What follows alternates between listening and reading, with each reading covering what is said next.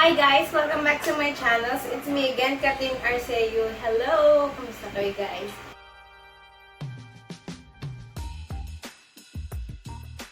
So for today's video, it's going to be what's in my bag video since I haven't done that kind of vlog before. Hindi pa ako nakagawa na ganun vlog.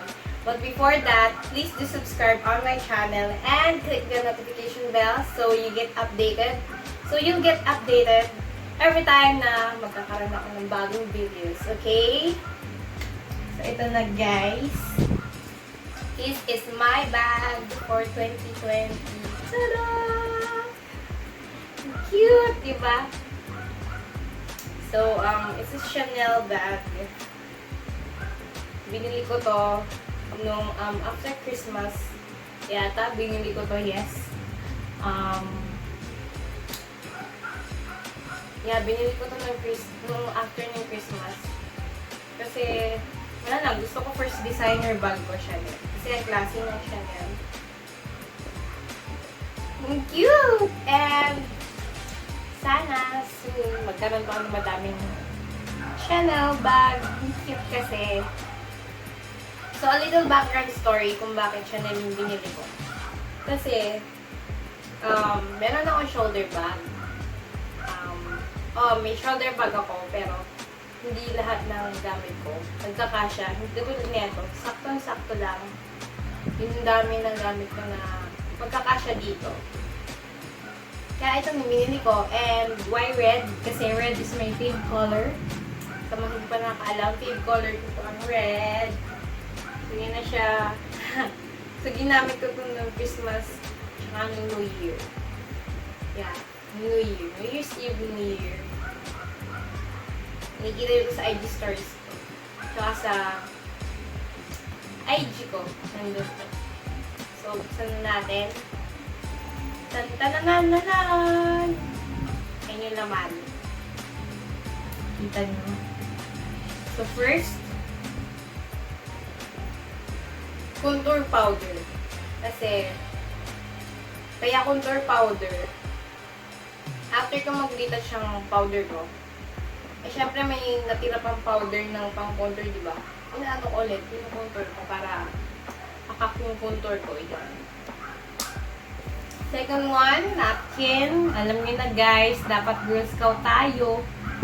Hindi niyo na alam, baka mamaya bigla ka tapos. Yun. Eyelash curler. Para laging alive ang itsura natin mga lashes. Lagi kong dinadala, lalo na I have chinita eyes. I need to curl up my lashes para pagising yung lashes ko, yung itsura. BLK Scents. My fave body mist. Kasi napakabango nito. Sweet Pea. It's my favorite body mist as of the moment. Yan, tinitipid ko yan. Hindi ko maubos ka. Huwag muna. Next, Pond's is a bright coconut milk powder. My fave powder. Hindi pa naubos ang mga ngayon. Next, hair tie. Kasi pag mainit, i-hair tie mo lang. Yun. Lalo pag nasa kotse. Next one, a pencil case. Wala akong coin purse eh. So, pencil case na lang. Hindi ko naman ginagamit. So, pencil case na lang ginawa ko coin purse. So, ayan.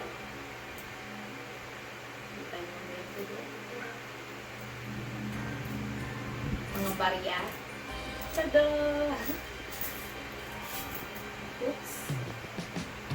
Yan, mga bente. In case of emergency, wala nang barya. Next, tissue. Oo, ganun pang kiiksi yung mga tissue, di ba? Hindi ko na tissue eh. Kailangan yan. Next, highlighter. Bakit highlighter? Kasi, sa kotse ako nag-highlighter. Sa car ako naglalagay ng highlighter. Hindi na sa house. Para, alam mo yun, after ka mag-retouch ng powder, tsaka maglalagay ng highlighter. Yan, hanggang ngayon hindi pa ubos. So, ginawa ko na lang, nilagay ko sa bag ko. Para magamit ko lagi. Next, hair tie again. So, kailangan ko yan.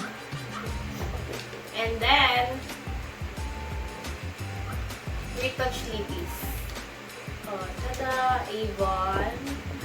Red yan eh. Binigay ko sa akin ni mama eh, dati pa. So, gusto ko ito ginagawang pang retouch lippy. And then, Vice Cosmetics yung Eclavu. For a nude kind of lipstick. For daytime. Pinagko-combine ko na itong dalawang to kasi ang ganda. And then, Mini Soft Matte Mousse yung Mini Stone of BLK. Yan. Kasi maganda din siyang as blush, pang lips, and pang eyeshadow. So, pang all over paint ko na rin. My favorite product ever. And then, wala na. Yun lang, basura. Oh, basura. Wala na. Tada! So, ang hindi ko nalagay dito yung power bank ko and then yung phone na pinabablog kong ginagamit kong pang-vlog. Phone ko, nilalagay ko rin dyan. And then, isa pang phone nasa baba. And then, power bank. Yun, kasya yun dito. So, yun yung mga items na nagkakasya sa akin bag every time umaalis ako. My current feed bag. So, yun lang guys. Kung may mga request videos kayo na gusto nyong gawin ko pa, please let me know in the comment section. Leave some love. Mag-comment lang kayo. Please do give a thumbs up kung gusto niyo itong video na to. Subscribe to my channel.